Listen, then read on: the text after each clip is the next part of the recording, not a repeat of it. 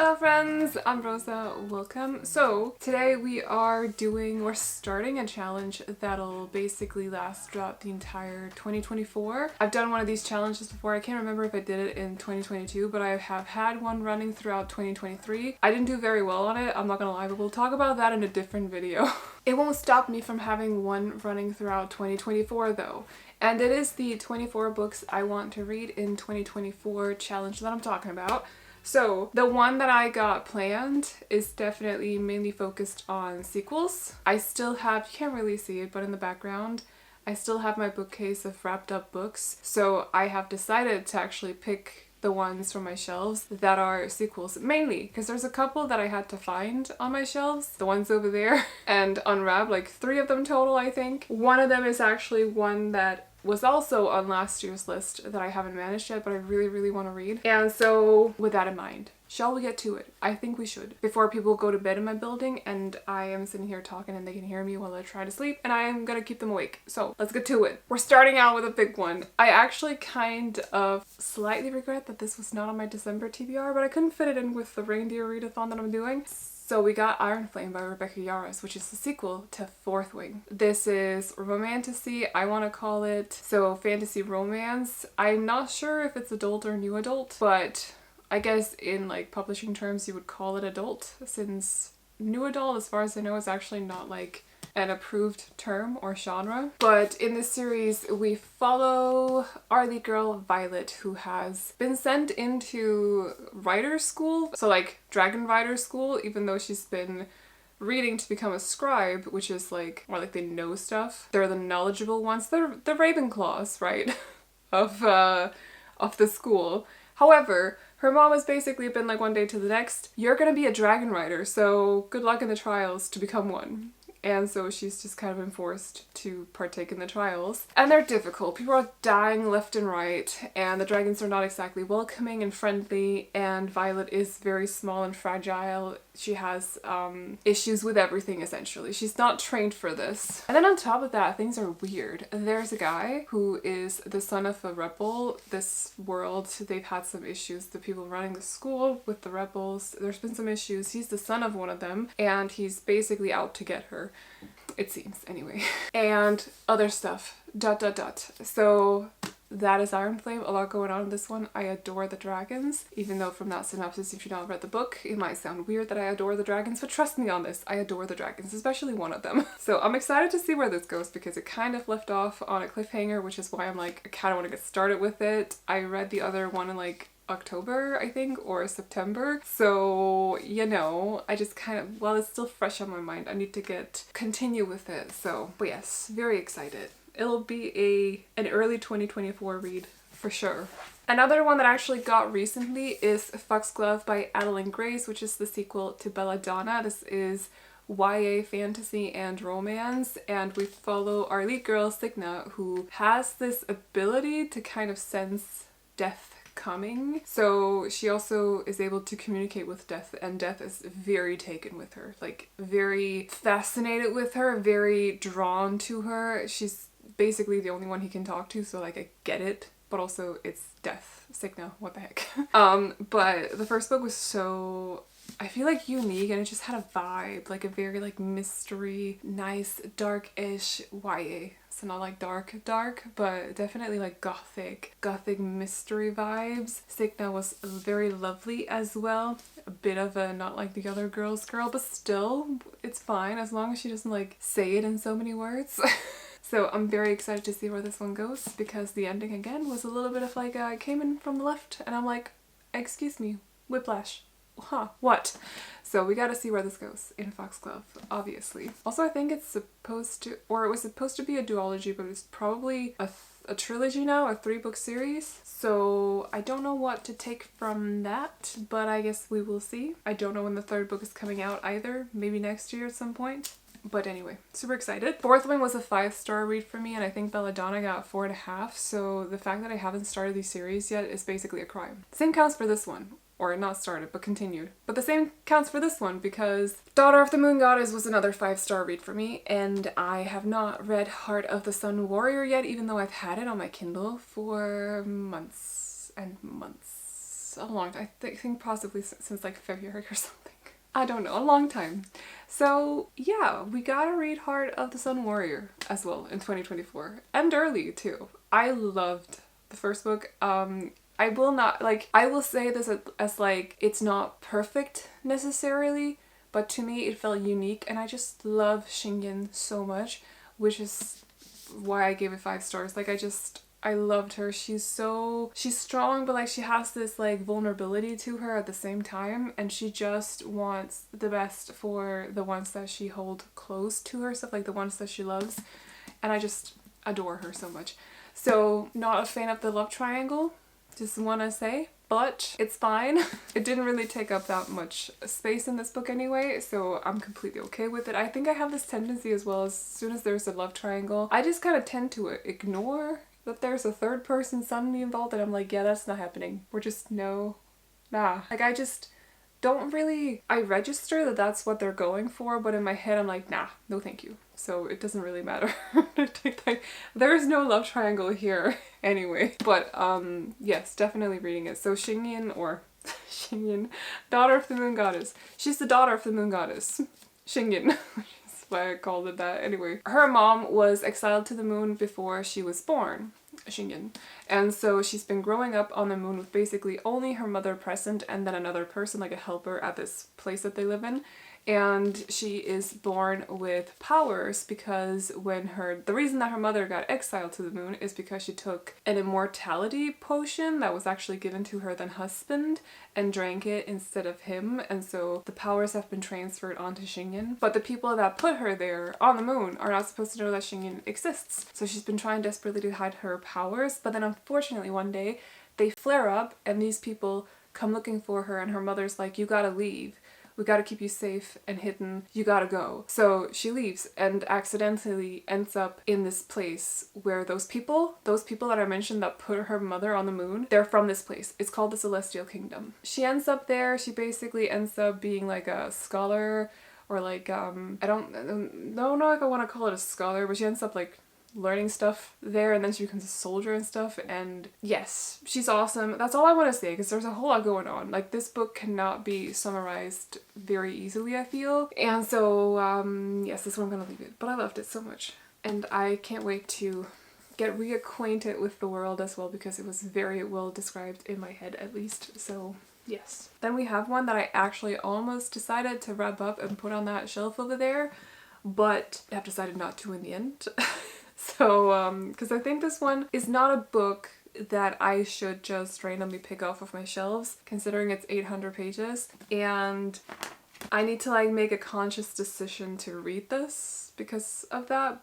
So we got Binding 13 by Chloe Walsh. I have high hopes for this, high expectations, but I'm also scared because like, what is in this? It's 800 pages, but it's like, yeah, 700 and it's literally 801 pages. Like, it's a lot for a romance. What is in this? Like, does it follow their entire life story? Like, I don't get it. How do you write a romance of 800 pages without it being repetitive at some point? I don't know. So I'm curious, but I need to make a conscious decision to actually read this book. I don't want to just take it off my shelves. Do not get me wrong though, I'm super excited to read this, but it has to be like a choice that I make. You know what I mean? I don't really know what it's about other than we go to Tom in college, and that's it. Something about sports as well. That's why the number 13, because they're from like a sports team. The series is called Boys of Tom, and I actually have pre-ordered the 3rd and the 4th book and the 5th book yesterday as well.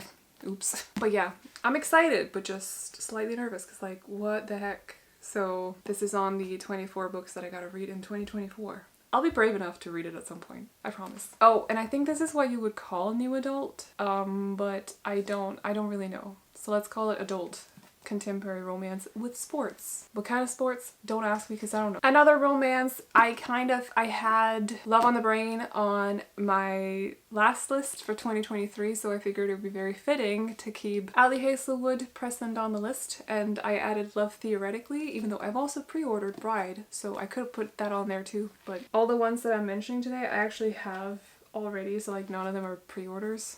And so we got Love Theoretically, which is her newest release in this like women in STEM. But do I know exactly what this book is about? No. And I'm okay with that. I just have heard that it's really good. So I've heard that it's better than Love on the Brain. I actually really adored Love on the Brain, so I think this book and myself are gonna get along just fine. We'll see about it though when I decide to read it. Also adult contemporary romance. And then we have another continuation of a series that I started very recently actually. The first book was on last year's list, so we're keeping the series present on my lists, and this is Golden Sun by Pierce Brown, the sequel to Red Rising, which I loved. Have not talked about as of right now because I've kind of skipped 2 wrap-ups on the channel, but as of right now when I'm recording this, that video is not up where I talk about those books yet. It'll be there though. Or if this video goes live after I do that video, I'll link it up in the corner. But sequel to Red Rising. So this is young adult sci-fi. I feel like I should call it young adult, but at the same time I'm a bit like, the first book is very brutal. Like it's very brutal. So I'm not sure. I don't know. But like then again, Hunger Games is also considered YA and that's also very brutal. So like I don't know where the line is drawn. Like when do we cross it? I don't know. Anyway, but this is basically, well, the first book is about, we follow Darrow, who is technically, he's a red. So he's technically, I think this is in the synopsis as well, and I think I said it pretty early on too, but they're technically slaves working day in and day out in the mines. And, oh, I see the comparisons to Hunger Games. Now I see it. That's funny. But anyway, their world is basically run by the Goldens, and so something happens, right? Something happens which basically causes Darrow to be thrust into this world. He is basically talked into, I'm trying desperately not to say too much, convinced, and also makes a decision himself, both at the same time, to partake in Golden's school, and they have to go through some trials and partake in some games and stuff. There's like a tournament, but it's a messed up tournament. Not unlike the Hunger Games. But I don't know what else to say other than it's basically about this guy wanting to take revenge on the Goldens and basically bring down their society from the inside and out. Yeah. So I'm looking forward to seeing his journey through that and everything, and also who's gonna stay friends with him and who's gonna stab him in the back at some point. And yeah, but the first book is brutal, so if that's not your thing, don't go into it. But if you like the Hunger Games, I feel like you would actually like it. Yeah, one that I don't have a physical copy of at the moment, but I do have on my Kindle. However, I'm hoping to one day also have a very pretty special edition of it to match my first one, is Two Twisted Crowns by Rachel Gillick. Yes, which is the sequel to One Dark Window, which I loved, which I've also not talked about on the channel as of right now, but I loved it. So I really want to make sure that I actually read the sequel to it. And I think it's also only a duology, which means that I would wrap up that series very nicely, put a bow on it and everything, because I need to be better at that, but don't have one, so there we go. But the first book, One Dark Window, is about our lead girl, Elspeth, who has a weird affliction. Let's call it an affliction. She has a nightmare living in her head who she carries around day in and day out, and is slowly taken over her. And in this world that she lives in, there's not like magic, but people get powers by using tarot cards. And these tarot cards are created by someone, and there's a whole thing with the tarot cards. I don't really know. It's like there's a curse on this city or place, country that they live in, and one day she runs into a highwayman who she basically decides with to hunt down these cards so they can lift the curse that is on this city / country. I'm not really sure how much space it covers, like I don't really know. But again, the nightmare in Elspeth's head is slowly taken over, so they kind of do not have, there's a bit of a time limit, a time constraint on them, so they gotta hurry up a bit, you know? And it was so good. I really loved it. The magic in the book is very original and unique, I feel, compared to a lot of other books that I've read. So it was very interesting to like see that work, but also just this like constant, there was like a constant mystery hanging over the book, like looming over the book. Sorry, my chair's making noise. Just ignore it. I need a better solution than this chair for when I record because she's noisy, driving me nuts. But anyway, so I really like that and I want to see where it goes because the ending was a little bit mean.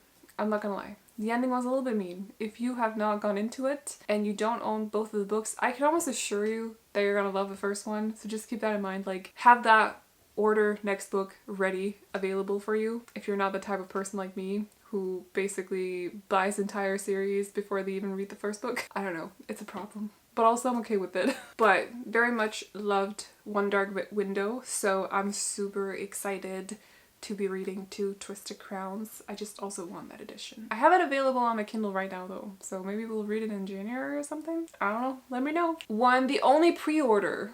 I swear this is the only pre-order. Okay, the only pre-order on this entire list. I'm gonna double check. Yes, the only pre-order, but it's also because it's, as far as I know, a duology, and I really loved the first book. And it's Ruthless Vows by Rebecca Ross. I think that's what the title is. It's the sequel to Divine Rivals, so the second book in the Letters of Enchantment series. I love Divine Rivals. Will I say that it was as good as, to me, as Fourth Wing was? No, but I'm also kind of like not in my YA phase at the moment, and this is YA fantasy. So I'm just gonna love the more adult books a little bit more than the YA ones. That doesn't mean they're bad, by the way. It's just like my tastes have moved a little bit, if that makes sense. But I figured it was okay to include this book on the list because I do have a special edition coming to me at some point in the near future. And also the book is coming out here in December, so it's not like it's coming out in like June or something, you know? But basically Divine Rivals is about our lead girl whose name I think I'm mixed up with another person's name or with another lead character. I can only think of Effie at the moment because I'm reading Study in Drowning right now. Girl, what's your name? Iris. Her name's Iris. Iris is a journalist, and she is working at a newspaper where she's working with a guy called Roman, and they're rivals. Like, they're competing for the same spot, like a promotion thing at this office, this newspaper, and they're basically just like butting heads all the time. At the same time, there's this war going on between gods. I know, we have a rivalry at a newspaper, and then there's two gods at war with each other. I don't know. This is just like a promotion. This is literally war. But anyway, it's going on at the same time. And so, while these two things are going on as well, Iris at home is not having an easy time, but she finds solace and peace in writing letters to her brother who's off fighting in this war with her typewriter. She writes, she sends them off, and then, or she like pretends that she sends them off, or she thinks she sends them off. I don't know. She sends them off and she thinks they end up with her brother. But unfortunately for her, it's actually the guy from the newspaper, Roman, who gets his hands on her letters instead. So he's reading those in private without her knowing, and I don't know, things start to go a little bit weird. Something happens, and Iris decides to take off to the war. And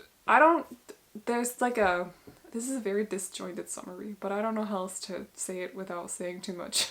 So I'm just gonna know that she ends up being in the war somehow. In one connection.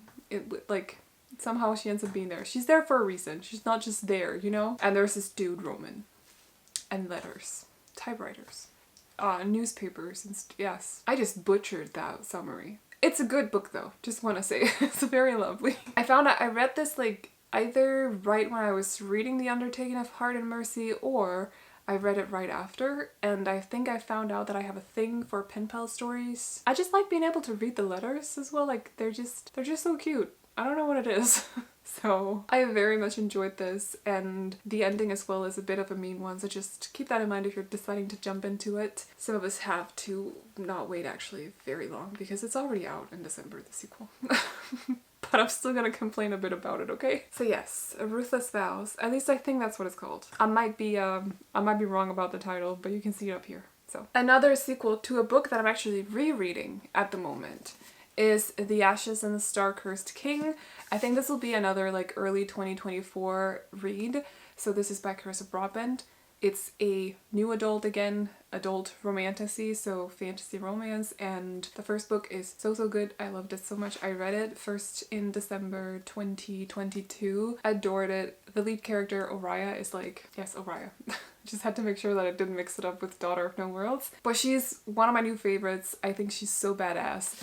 So she is the daughter of kind of the vampire king, I suppose. The world is split up into areas and the vampires rule these areas, and he's like the ruler of at least this one area, but he might also be the ruler of all the areas. I cannot remember exactly how it goes, but anyway, he's got a lot of power. He's very powerful. And she's human, by the way. But she's the only human living among all these vampires. So it's very dangerous for her to live there. She's always in danger. Always. Someone's always like almost eating her, if you know what I mean. And so she decides to partake in this competition that among all, or with all the other vampires, that basically if she wins the competition, but it's a very, very deadly competition, she will gain access to some powers that can basically make her untouchable, and she'll never be in danger of these vampires anymore. But, like I mentioned, it's a deadly competition, and this means that she needs some allies. So there is this guy who proposes that they make an alliance at some point, and she's a little bit hesitant, but, you know, unfortunately, things, you know, evolve a little bit, but as it turns out, this is a very, very dangerous game that they're playing with both, not to sound like a cliche, but with both their hearts, but also the competition. Their lives, with both their hearts and I don't write summaries, I think you've learned why, but anyway. With both their hearts and their lives. Yes. And that's all I'm gonna say, I think. So it's lovely. I mean, lovely is not the right word. It's badass and action-packed and was a lot of fun to read. So I decided to get both of them as hardcovers after I'd read the first one on Kindle, and now I'm very, very excited to be reading this. I want to know what happened to the two people. What happened to them? Oh my gosh. Oh my gosh. I mean, I remember, but like, what continues to happen to them? Yes? Okay. We're gonna have a good time with this one. I swear, we're gonna have such a good time with this one. Ugh. Then we have another like 800-page book that I also have not chosen to put on that bookcase down there because this has to be a choice. It has to be a very conscious, deliberate choice to read this because it is quite a commitment. So we have A Day of Fallen Night by Samantha Shannon. I loved Priory of the Orange Tree. I think the only reason that I didn't give it a full 5 stars is the fact that it's basically wrapped up in 30 pages. No, that is not a spoiler. It's not a spoiler because I'm not going to tell you what happened in those 30 pages. The ending is just very rushed, so that's unfortunate. But other than that, the rest of the book was so beautiful. The world building was extreme. The characters I loved. Lots of connections made with them. I loved the dragons in it as well. Just a lot of very cool things going on in Priory of the Orange Tree. So I have A Day of Fallen Night. I'm not sure that I want to read this edition because it is the Illumicrate one, and if I end up breaking it, I will be heartbroken. But also, I don't want to tab it and ruin those edges. Like, they need to be cleared. You know what I mean? Like, they need to just be like this. So I'll figure it out. But this takes place some point before Priory takes place. Just know that... Actually, what is this about exactly? I am the chosen of the saint, the fruit of the unending vine, the iron of the ever snow. I am the daughter of Sabrin the ambitious and the hammer of the north, and I will rule this realm without fear. My reign will be remembered for centuries to come. I am enough. Is there something about when the dread mound erupts, bringing with it an age of terror and violence? These women must find the strength to protect humankind from a devastating threat. Yeah, because in the first one, which is technically it takes place after this, but in Priory there's like a big bad evil that's awakening and people have to get together to bring it down again. So I'm kind of, I don't know, maybe something along those lines. I think what happens in this is actually hinted at in Priory, like it's something that's mentioned in Priory, the book. So it's not all going to be new, but it's going to be elaborated on, and we're going to follow the characters that actually took part in this historical event. Yes. So we'll see. I'm very excited, but again, it has to be a conscious decision.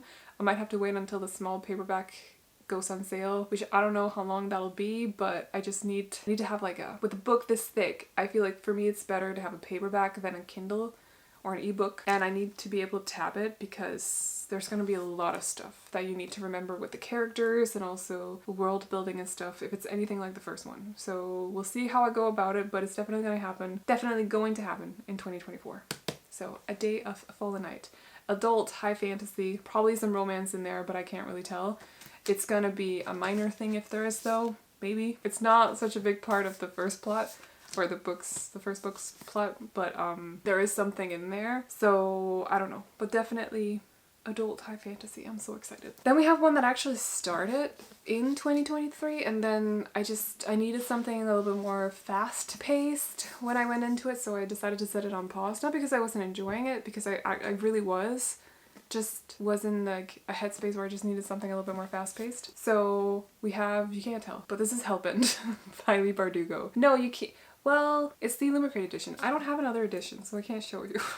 This is Darlington, by the way. Yes. But the Illuminated edition of Hellbent. I will probably be borrowing it from... Oh, I can do that. No, I don't want to do that with A Day of Fallen Night. For this one, I will probably be borrowing it from Libby, like I did when I borrowed it the first time. But I have to like get it at some point where I'm like I need to have patience for it, because it is a bit of a... I read the first book, Ninth House, during a readathon, which was not a very good decision, but I very much enjoyed it. I think I gave it 5 stars. I can't fully remember though. So I have very high hopes for Hellbent, also because of stuff that happened in Ninth House, another duology that I'm also gonna wrap up. But essentially in Hellbent, we follow Alex Stern, who is a student at... Is it Yale? Oh, I can't tell. It's either Yale or Harvard. Where is it? I don't know. Wait, hold on. Yale. It is Yale. Okay, there was a map of Yale. But anyway, she's a student at Yale. She, however, got there on different circumstances. She's there on a scholarship. But her scholarship is basically that she has to be like a part of a secret organization that holds other organizations in tow, or is that how you say that? Like, they make sure that these other secret societies are not doing stuff that they're not supposed to do. So that's what she's a part of. On top of this, Alex can also see ghosts, by the way. So that's a thing to keep in mind. She can see and communicate with ghosts, or as much as you can communicate with them at least. Yes. Things are going very strange at Yale though. And one day a body turns up. And while Alex has been warned not to meddle in this death, it's just unfortunate, tragedy happened, don't get involved. She gets involved and starts to dig out some secrets in these secret societies. And that's ... So we'll see how this goes. We'll see how this goes. There is one corner that's... I have not dog-eared, but that is annoyingly dog-eared. And I'm like, could you not be dog-eared? Thank you. Could you not... Who did this to you, poor book? Anyway, it's a little bit visible looking at my book, but I'm gonna ignore it for now. So, Hellbent though. Excited? I mean, I'm excited for all of them. I feel like I should stop saying that because that's a given. We have another one that I actually started a while ago by now, and I really, really enjoyed it. But due to electricity prices going up and the fact that I can't sit in bed and read this, I still can't do that, by the way, because now I have back issues. But electricity prices were going up, so I sat at my computer and read this book. It's The Way of Kings by Brandon Sanderson, by the way. But I went through like a phase where I wanted to shut down my computer as soon as I was done with work so that I could save money on electricity. I had to stop reading it because, again, this is a very thick book. It's like, how many pages is it? It's 1,000 pages, right? So not exactly a book that I would sit with in bed and read. I want to sit there and like concentrate on it because there's a lot of information, a lot of words, and a whole lot of characters and plot points to remember and stuff. So just had to put it on pause. I am gonna figure out how to read this. I don't know exactly how because I do have spinal issues now that I did not have when I started this. You are not the fault, or you're not the cause of that, by the way. My camera's acting up again. Please don't do that. We're talking about books here. Don't interrupt me, camera.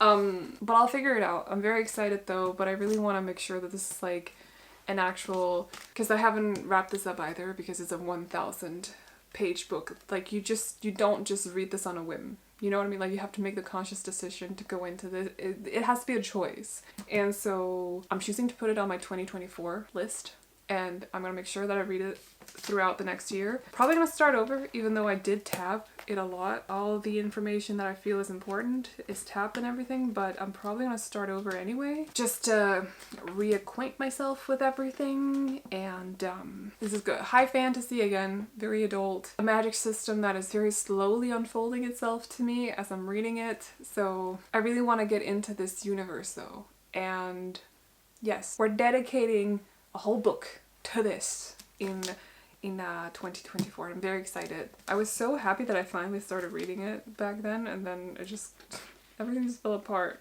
But I'm sure you remember there was, maybe it's like that in some countries again now, or it still is, but the electricity prices went up so much. My electricity bill, kid you not, was like 3 or 4 times what it was supposed to be. So I had planned like very good reasons to just say, okay, I guess we're not sitting at our computer for too long. Just make sure you turn off the lights and everything. Like, electricity prices were crazy. I'll figure this out though. I will figure this out one way or another. Can I tell you exactly what The Way of Kings is about? No. But there's politics, magic, and war, and kings, and, well, prophecies as well. A lot of stuff going on. So it'll be fun to summarize at some point when I feel a little bit more confident doing it. But today's not that day. We have next up technically both a series continuation.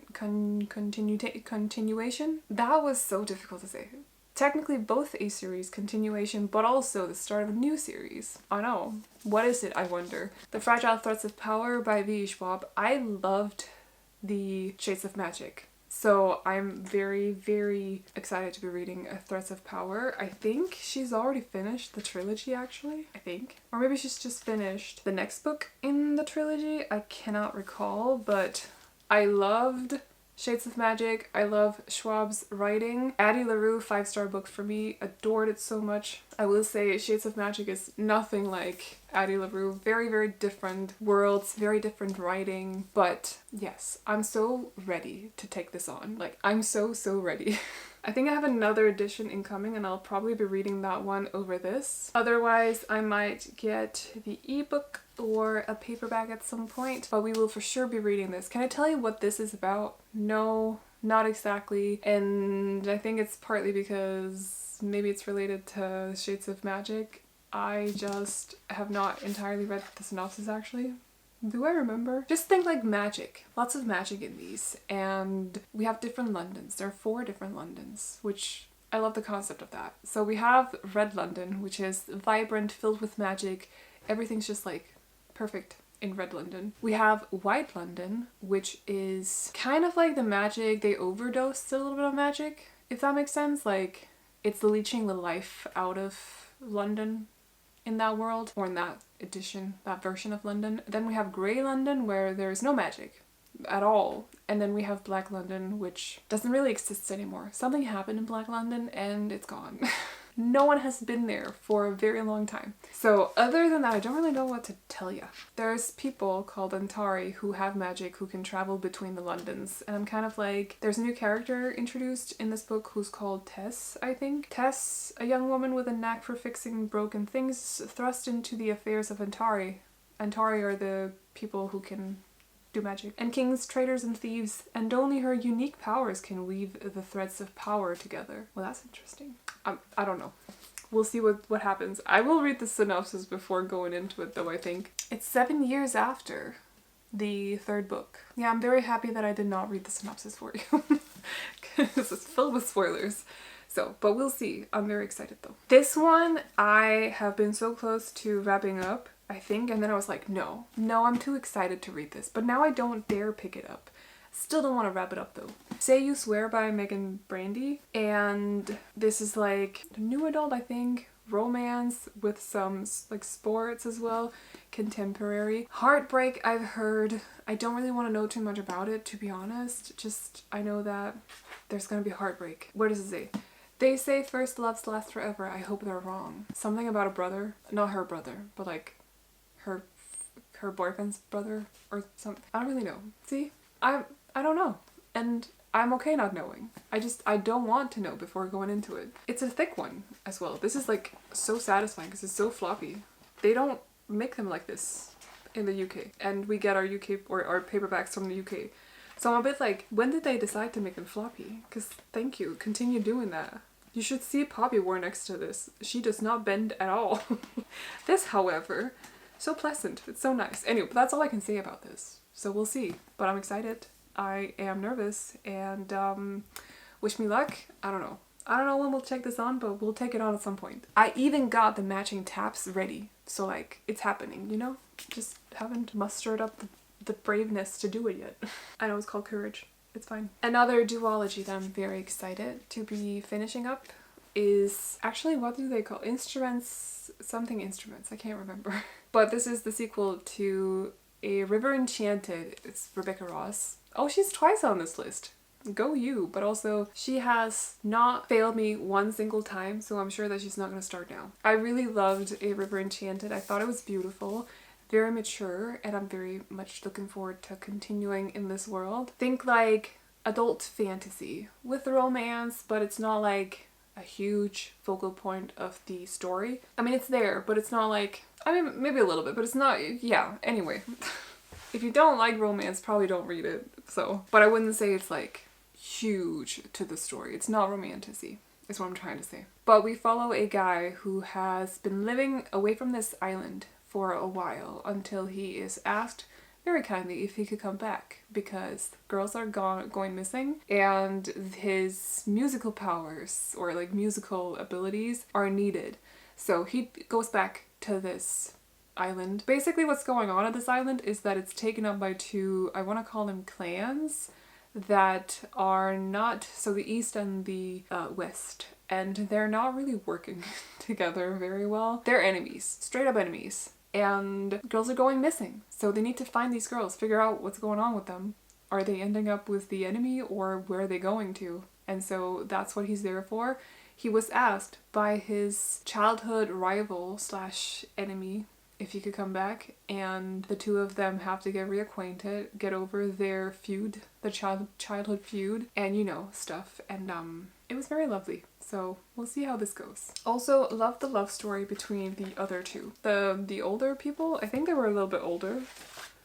I think it's actually these two. I think it's these two. I cannot remember their names though, which is unfortunate. Have also had this on Kindle for like months and months and just never got to reading it, so it's happening in 2024 though. A new series to me that I want to get started on because I've had these books on my iPad for I don't even know how long, a long time, and it's been like a super hyped series on social media and stuff, is the Zodiac Academy. So the first book is called The Awakening, I think. It's by Carolyn Pegum and Suzanne Valenti, and all I know is that it's like a magical school and has got to do with zodiac signs.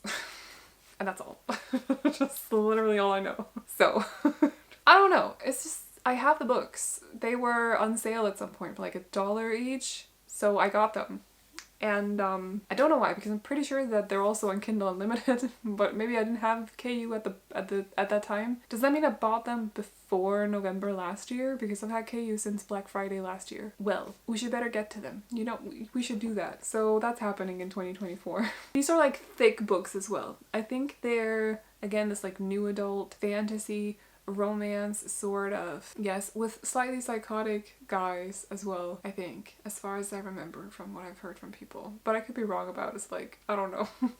We'll see though. We'll have a good time with it. Also another one that I've had on my iPad for the longest time, but I keep pushing reading it and I don't really know why. It's Kulti by Mariana Zapata. I've not read a Mariana Zapata book for like months, more than half a year. It's time that I get into it again because I love her books. She is the slow burn queen. This one is one of her most popular ones as well, so that's why I keep pushing it, because I don't want to get through all my like, I think they're gonna be very good books, if you get what I mean. Like I just have like a list of books that I think are gonna hit different. This is one of them and I don't want to go through them way too quickly, so I keep pushing it off, and I'm gonna stop doing that.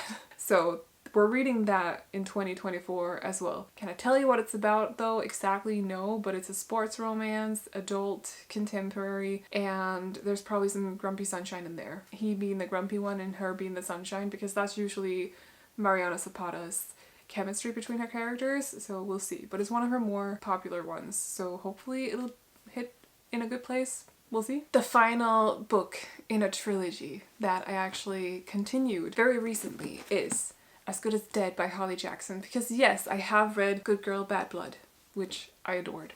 So we're finishing up this trilogy. I love Pippa so much. So, but this is, again, 2024. We're being productive with our series in 2024. Not starting too many new ones, definitely going through some of the ones that I'm already reading and finishing up a couple as well. And this is one of them. In this series though, we follow Pippa as she solves various mysteries. And I feel like that's what I gotta say, because she's been through 2 mysteries already and this is the 3rd one. So I don't want to summarize the other 2. But Pippa is awesome. She is a student. I forgot what that kind of school is called. But she's a student. College maybe? It's the UK. Like, I don't know the system. I only really know the system in Denmark.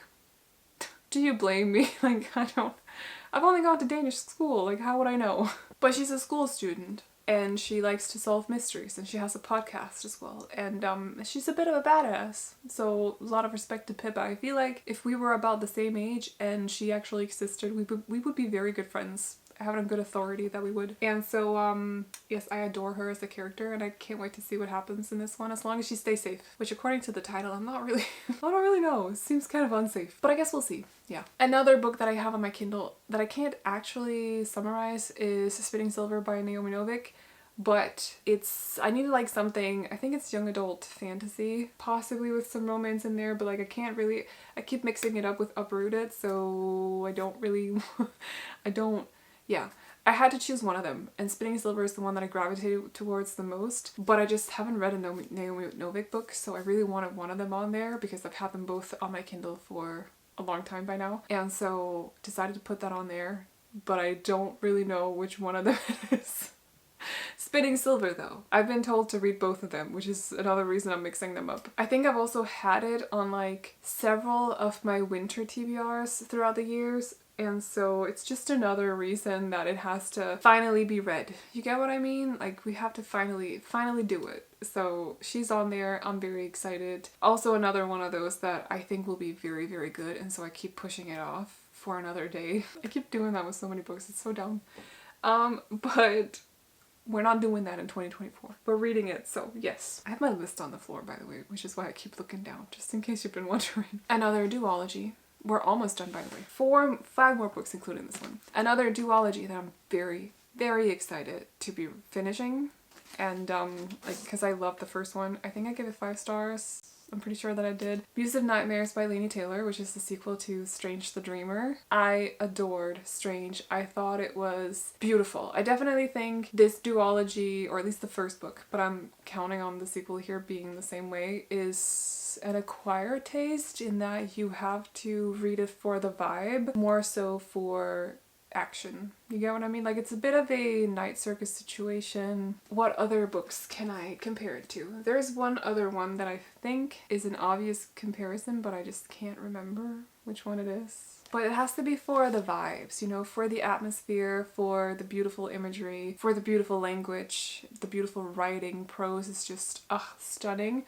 So I think I started this, but I started it at a really bad time where I had to read something else for the book club actually, so I had to put it on pause and then I just never continued. So not because I wasn't enjoying it, I just had other commitments, you know? So I'm planning on putting it somewhere in my lineup for 2024. It's gonna happen. I'm very excited. I actually have 3 editions of this book now. So I guess you could say that I'm very confident that I'll love it because I loved the first book so much. And yes.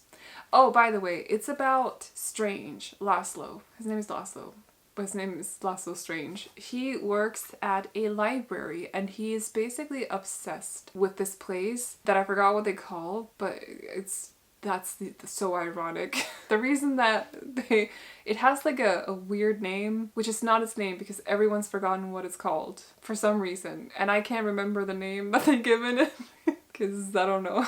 So I can't remember the name of the city. But he's obsessed with this place. Like, to the point where he learned the language that they speak there without him like ever having gone. And so one day when this guy comes to town, he's recruiting people to bring to the city. he decides to ask Laszlo to go, and he's instantly like, yes, bring me with you. Because he desperately wants to see this place. He wants to visit and experience it and just see what this mystery is about, like what happened to the city. And there's this thing happening throughout the city as well that you kind of, like, people are having nightmares about, or dreams about moths, and there might be a bird in the sky with people on it, or I don't know if I want to call them people, but blue people on it. He keeps dreaming of this blue girl with red hair who's stunning, and moths. It's very strange. I didn't do that on purpose, I swear.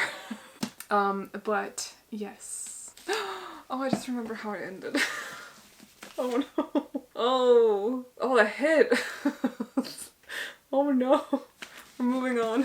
This is a serious commitment to me. Not a serious commitment. Yes, you heard me right. I didn't mispronounce it. I'm continuing the Witcher series with Blood of Elves, which I think is the first. Yes, it's the first. Well, the first. So after the short stories, this is the first book out of the 5 that are in the main part of the story. We're continuing. We're finally getting into like the good stuff. Well, I would say Last Wish was very good, but we're finally getting into like this good serious stuff. Yes. And it's about time, honestly. I feel like my books here, I've had them for so long that the pages are going yellow. It's probably just my imagination, but still. So we'll see how this goes. We follow, I can't really tell you. I can tell you that we follow Geralt, who is a Witcher, which means that he is what you would probably call a mutant, because he's gone through some experiments to become this Witcher. And Witchers are fighters, kind of hunters. They hunt monsters to protect us mere humans from them. The pleb from the monsters. So protecting the pleb from the monsters. He's also a bit notorious. He's known as the White Wolf. And, or not notorious, infamous? Famous? I don't know if it's like a good, like, does he have a good renown? Or is it bad? Do people know him for good reasons or bad reasons? I don't really know. But Witchers are also kind of hated throughout this world. There's a lot of prejudice to Witchers, so he's not necessarily treated well wherever he goes. But I can't really tell you exactly what's going on in the series if you've not either watched the TV series or read Last Wish and Sword of Destiny, or if you've played the games.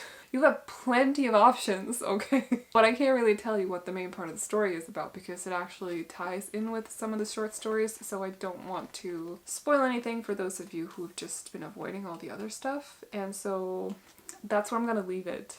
But magic and elves and monsters and prophecies. Yeah. This one I've been wanting to read since like December last year. And I still haven't, or November last year, and I still haven't done it. So we're putting it on the 2024 list. And it is Legends and Lattes by Travis Baldree. I think at some point I called him Baldree, which sounds a bald tree. It was an accident, and now I just have to double check every time I say his name, you know?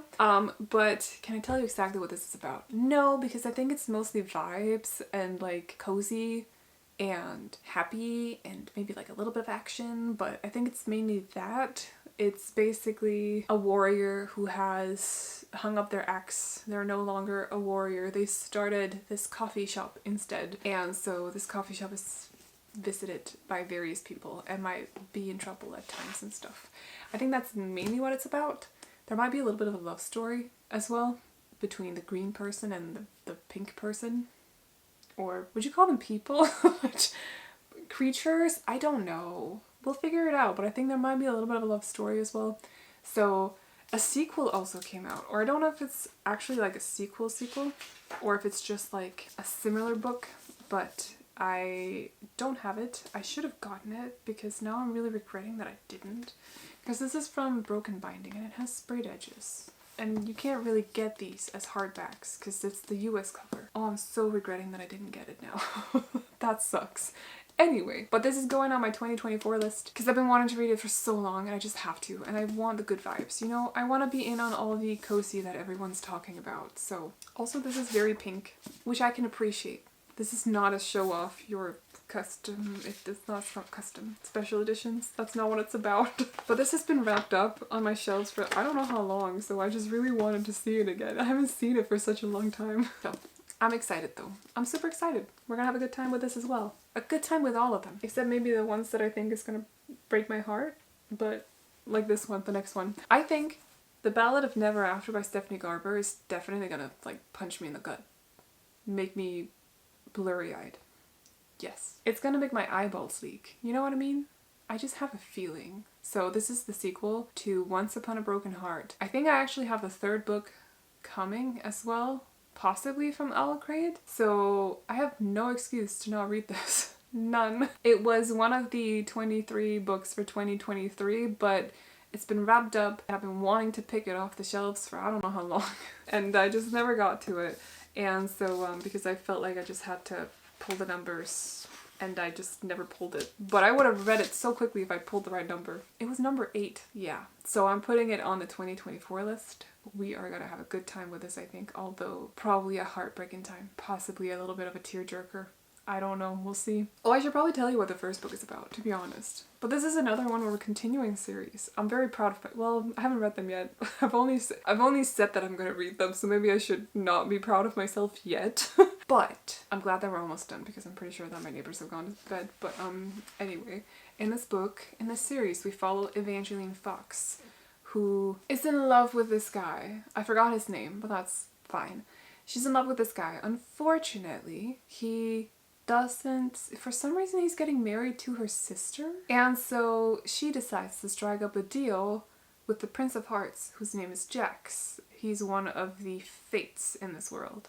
This takes place in the same place as, the same world as Caravel, by the way. The thing about Jax is that you should be very careful with what kind of deals you make with him, because he's not exactly the most trustworthy being on the planet.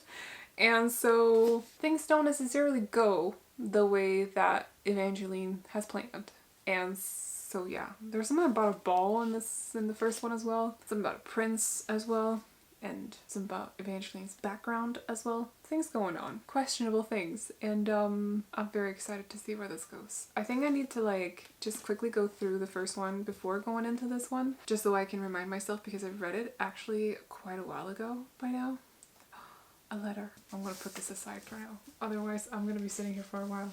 The last book that I have is one that I've also been wanting to read for a very long time by now.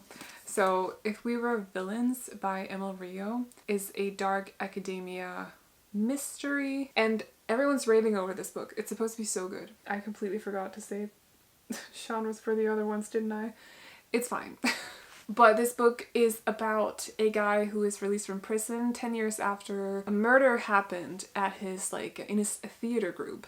And so he is approached by one of the officers, detectives who worked on this case back in the day, 10 years ago, and it's basically like asking him, hey, what really happened? Can you tell me? Because I need to know.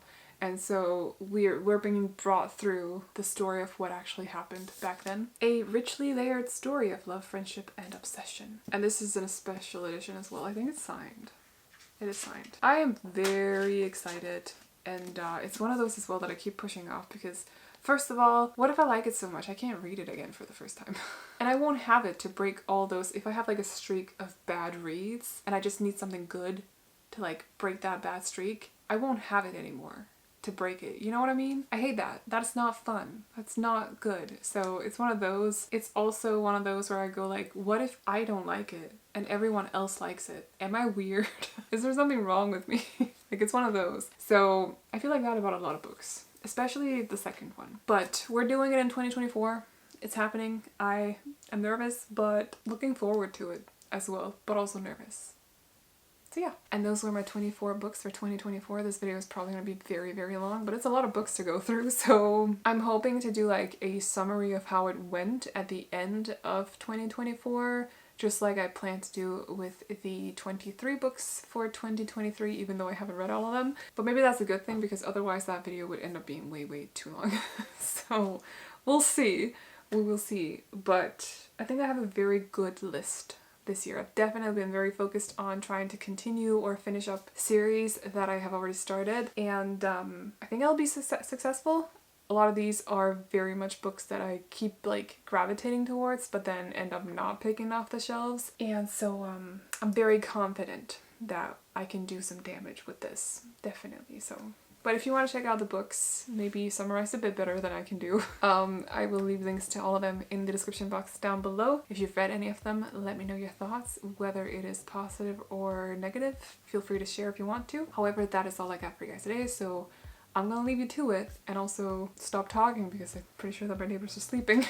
But I hope you enjoyed this video. If you did, feel free to give it a thumbs up. And if you want to see more videos like this from me, but also other videos like wrap-ups and vlogs, readathons, bookish unboxings, all the other booktube stuff, definitely consider sticking around by clicking on the subscribe button. However, I'm gonna leave you to it now, so hope you enjoyed it, and I'll see you all in the next one. Bye bye!